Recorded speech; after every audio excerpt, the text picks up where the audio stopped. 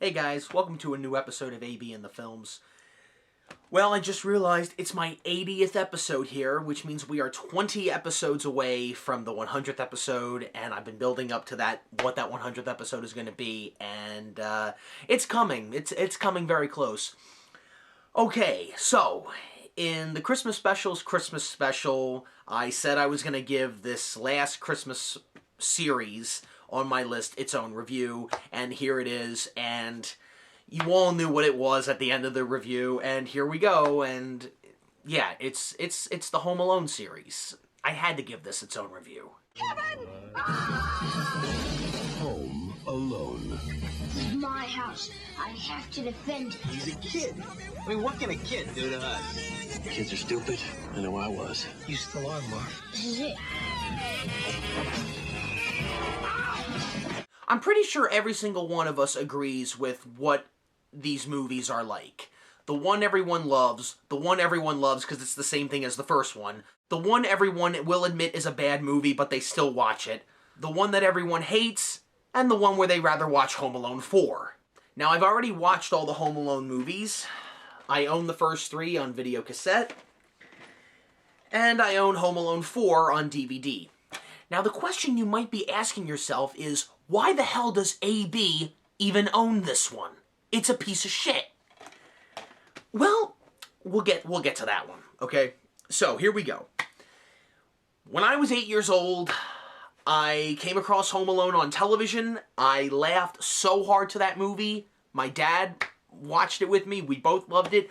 And I got these movies on video cassette in, like, around 2000, 2001. Yeah, I was 8 years old around that time. So, yeah, that's when I got these movies on video cassette. And I love them. I do. I really do love them. So, I see the first one. I really, really like it. Okay, I was not an 8-year-old kid in 1990, obviously. I wasn't even born yet when the first Home Alone movie came out, or the second movie. But, you know, I'm finding it very strange that when Home Alone came out, you have to remember, not everybody enjoyed it. It was not the Christmas classic that everybody watches every year. It was not like that. I mean, heck, Siskel and Ebert didn't like it when it first came out. Writer-producer John Hughes and his director Chris Columbus have made a sort of a preteen Ferris Bueller's Day Off, and the formula is wearing thin on me. These booby traps are nothing that any 8-year-old kid couldn't make if he had hundreds of thousands of dollars and the special effects department of a movie working for him. Right. It's totally unrealistic. But once it started to almost pass the $250 million mark, I mean, guys, this movie made like a shitload of money at the box office. It was huge. I couldn't find the video on YouTube, but I found a video a couple years ago. Siskel and Ebert actually changed their minds about this movie. That's something. I don't think Siskel and Ebert have ever done that about any movie they've ever reviewed. Now they didn't turn around and suddenly give it a positive review and say, oh, it's a great movie, it's a great movie. They basically said, it's a fantasy, a lot of people are liking this movie, we might have been a little off on it, but we're still sticking to our original review, but maybe there is something there that we may have missed. It basically played out like that. But still, that's quite an accomplishment to get Siskel and Ebert to somewhat change their minds of what they originally thought. I mean, that's barely happened. But yeah, the first movie, I really love it a lot. The scene with the burglars. Now, I gotta tell you, for me, the last 30 minutes of this movie is the highlight of the movie. When Joe Pesci and Daniel Stern come in, and the paint cans, and you know, the doorknob, and the flamethrower. Yes! Where are you, you little creep? I'm gonna kill that kid! Why'd you take your shoes off? Why do you dress like a chicken? We know that you're in there. It's Santa Claus and his elf. Get off my property. I really do love the first film. The second one, Home Alone 2. I've said this before when I talked about The Hangover. Yeah, guys, the Hangover did the same thing. It's the same thing. Home Alone comes out, huge comedy, makes so much money. 2 years later, the sequel comes out. It's the same thing with substitutions. Yeah. Hangover did the same thing. The first one came out. It was the biggest comedy. Hell, The Hangover surpassed Home Alone as the funniest comedy. And then the sequel came out 2 years later, and it was the same thing with substitutions. Yeah, Home Alone 2 is the same thing. Of all the familiar sounds of Christmas, surely this one is the most beloved.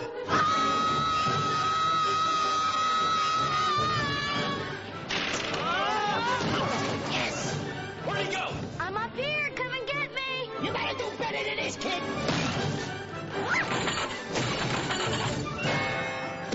Don't you know a kid always wins against two idiots? Oops.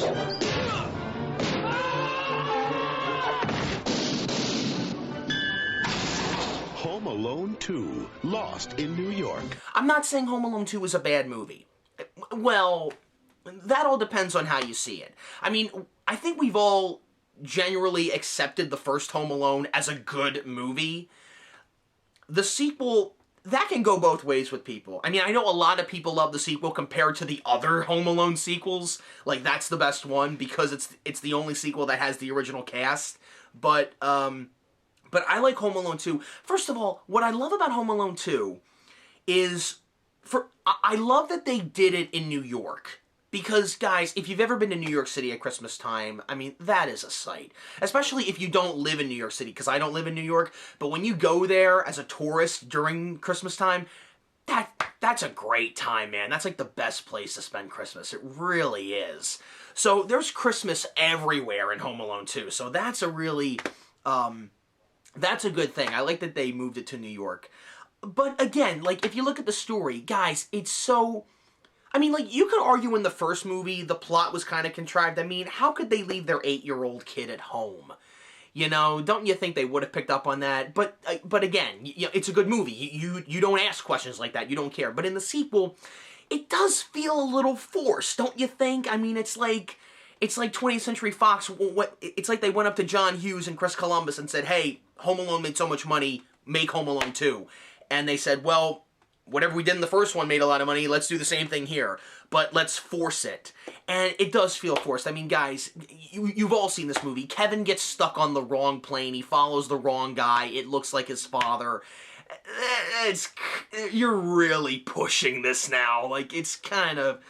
I don't know, man. I mean, like it made sense as a kid, but now it kind of doesn't. But still, I mean, it's still an enjoyable Christmas movie. I mean, like, when he checks into the plaza and he runs into Rob Schneider and Tim Curry, that stuff is great. Joe Pesci and Daniel Stern come back into this again. I will say this. I don't know if I'm alone in this or if other people feel this way, but the traps in the second one, as cartoony as they are, I think they're funnier in the second one than the first one. You know, don't get me wrong, they're still funny in the first one. I mean, the flamethrower and the iron and you know, and cutting the rope when they're dangling from the treehouse and, you know, and the tarantula. I mean, that's all great. But in the second one, well, you've got this.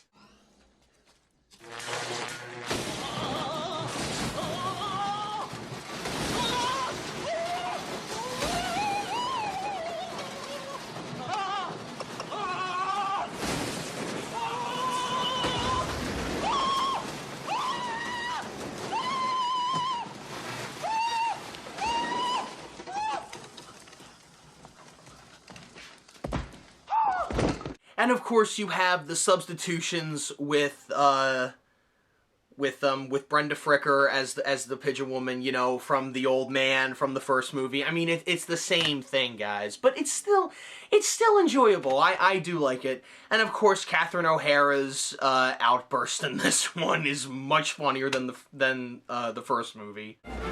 Kevin's not here. What?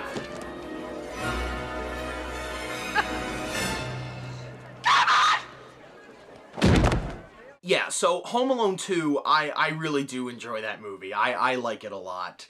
I like 1 and 2 the same. Okay, here we go. Here's got bad news. Heads up. Ouch. Home Alone 3. You know, the funny thing is this, when it comes to Home Alone 3. Okay, story time. I remember being a 6-year-old kid, no, 5 years old, in 1998. Now, this movie came out Christmas time of 97. But in 98, by the time it was released on video cassette, I remember... Now, I had never heard of Home Alone yet. This series. Never heard of it yet. I was only 5 years old. I remember going to a camp, summer camp, and we had a couple of movies that we were going to watch in the cabin while it was raining outside, because we couldn't do anything outside. And we had 2 movies. We had Flubber, and we had Home Alone 3. We had those 2 movies. And so, being a fan of Flubber, because I had that movie on video cassette and I watched it a lot, it came down to a vote. Home Alone 3 or Flubber. And I raised my hand for Flubber, and of course, we had to watch Home Alone 3, because that's what the kids wanted to watch. So we watched Home Alone 3, and that was the first time I saw Home Alone 3. And I watched it, and I liked it. I thought it was interesting. And I remember telling my parents, I'm like, Mom, Dad, can you get... But I didn't know what the name of the movie was, so I had to describe the cover. I said, you know, it's got the kid on here, and the 4 bad guys are like on the other side of the door, and it says... It's got like a little red house in the middle of the logo and stuff. But I didn't know what the name of the movie was, because, again, I had never heard of Home Alone. So, I got this one on video cassette, and it still works. It's still in good condition, guys. I keep these in good condition. So that's how I saw Home Alone 3. That's technically how I was introduced to Home Alone. Kind of sad, but to be introduced to the third one as the first movie.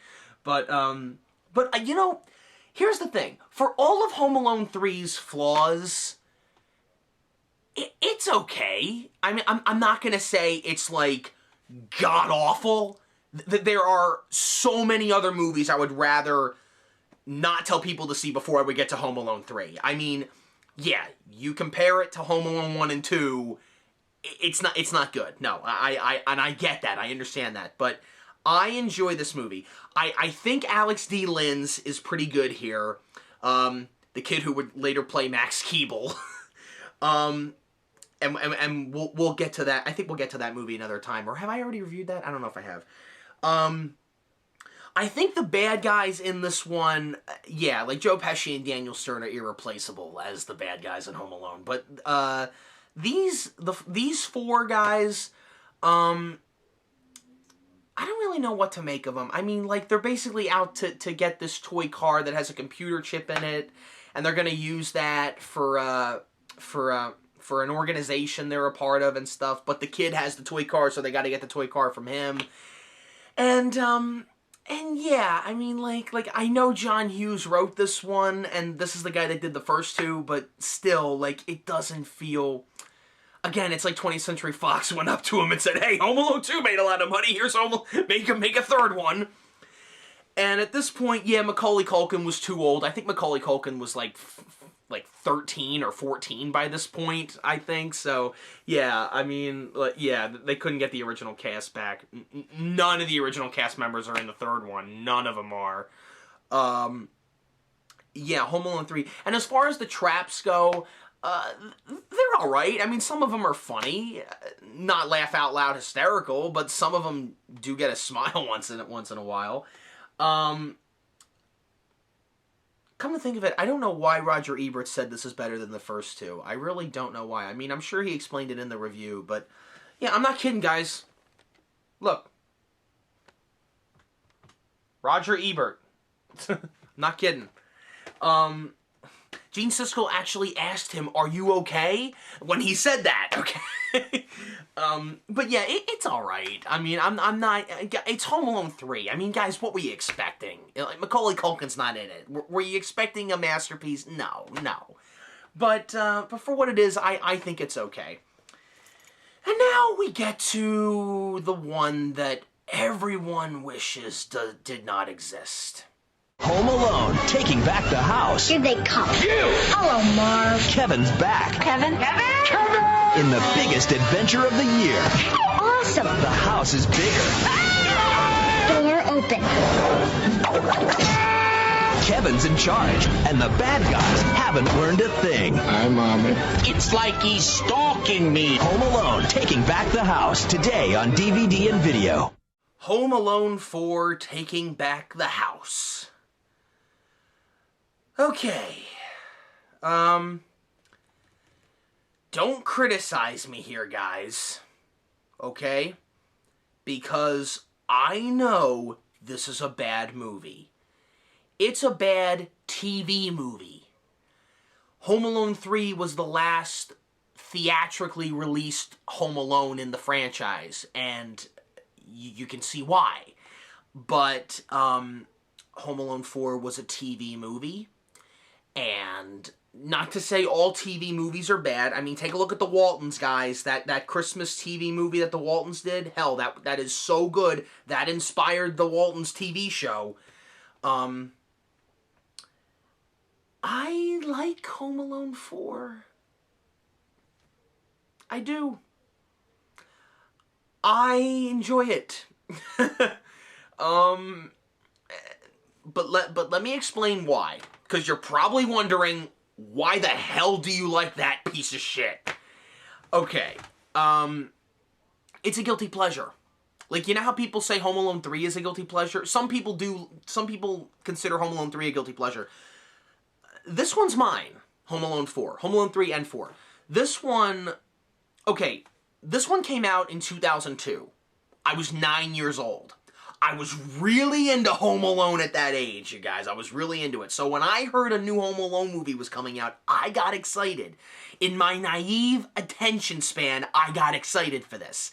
Not thinking that this could be bad, okay? It comes on TV, on ABC, I believe. It came on TV, and I watched it, and I liked it, and I watched it recently. I did. I'm not going to say it holds up, because it doesn't, because it's not a good movie, but I do enjoy it. The kid that plays Kevin is okay. He's okay. You can't compare it to Macaulay Culkin, guys. You can't. You cannot. If you're going to do that, you've got no case. No case, because everybody on planet Earth can agree that Macaulay Culkin is Kevin McAllister, not this kid. But, on its own, not comparing it to the first two movies, it's okay. It's an okay performance. I can think of kids that could do a worse job than Michael Weinberg, the kid that plays Kevin in Home Alone 4. I think he's okay. Okay? So, for anyone that didn't want to see this, and I don't blame them, I'll tell you what the story is.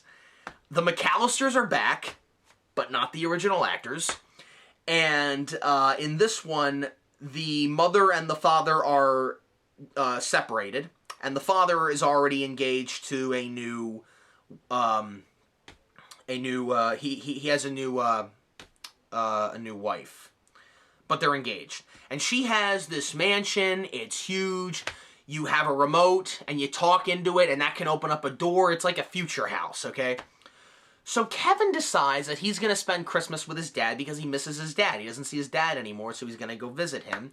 And he stays at that house for the majority of the movie for Christmas.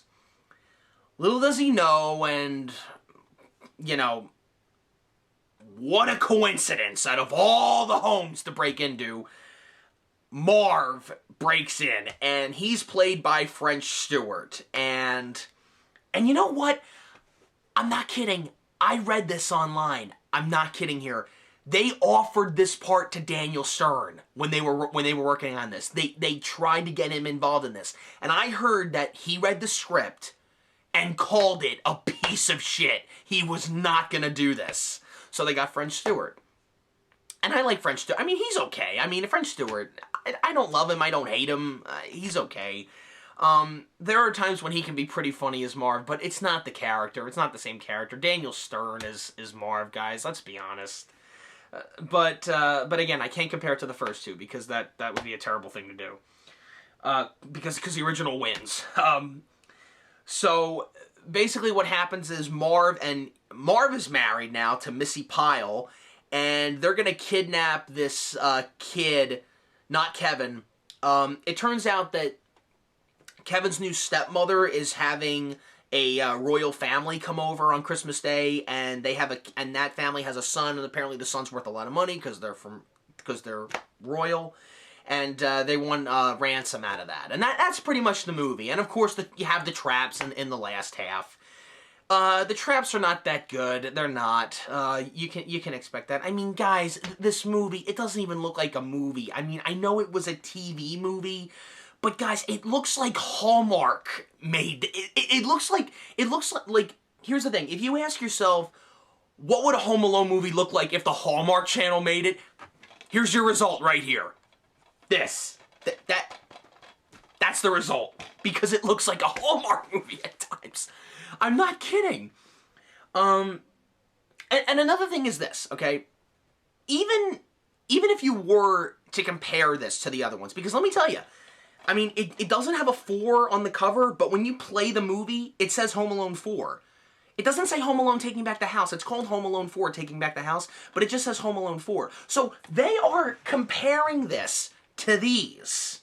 They're mixing it in with the other 3, okay? It says 20th Century Fox on this. It opens up with the 20th Century Fox logo. The company that made the first 3, okay? So they're sticking with the timeline. This doesn't make any sense, because in the first movie, Kevin's 8. In the second one, he's 10. In this one, he's 9. So this takes place in between 1 and 2. Now, I'm trying to figure this out, because the timeline doesn't add up here. But then again, why should I try to bring sense into it? Because clearly, if they didn't give a shit about this, why should I? But for what Home Alone 4 is, it's a guilty pleasure. I like it. I'm not going to say it's great. I know it's a piece of shit, but I still like it. I still enjoy it. There are some minor things to enjoy about that movie. Minor things. So yeah, that's Home Alone 4. That's my opinion on that. And if you're wondering what I think of Home Alone: The Holiday Heist, thinking that Hollywood is no way in hell gonna ever make a Home Alone 5, because yeah, this one did so well. Then in 2012 they make a Home Alone 5. That one sucked. That one sucked, guys. It's hard for me to see Malcolm McDowell in a bad movie when I know he's a good actor. It's really hard. It's a hard thing to watch. It really is. When you see a good actor in a piece of shit. So, Home Alone: The Holiday Heist.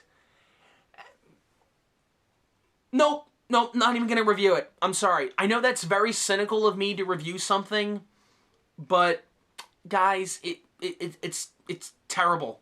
That's god-awful. That is terrible. That's a terrible. Everything people say about this one is how I feel about that one. Okay, so I don't think it's a good movie. I know that I know a lot of other people don't like it. If you're a little kid and you saw it, maybe you had some fun with it. I don't know. I mean, like, hey, I had some fun with this one, and everybody doesn't like this one. So I'm not gonna judge you, but for me, Home Alone: The Holiday Heist, that's a piece of shit, guys. Terrible movie, terrible. So, I hope you guys had a great holiday. That's pretty much what I think of the Home Alone movies, because I've been wanting to review these movies for quite some time. I've been wanting to tell you what I think of them. So yeah, I like these movies a lot. I really do. I grew up with these.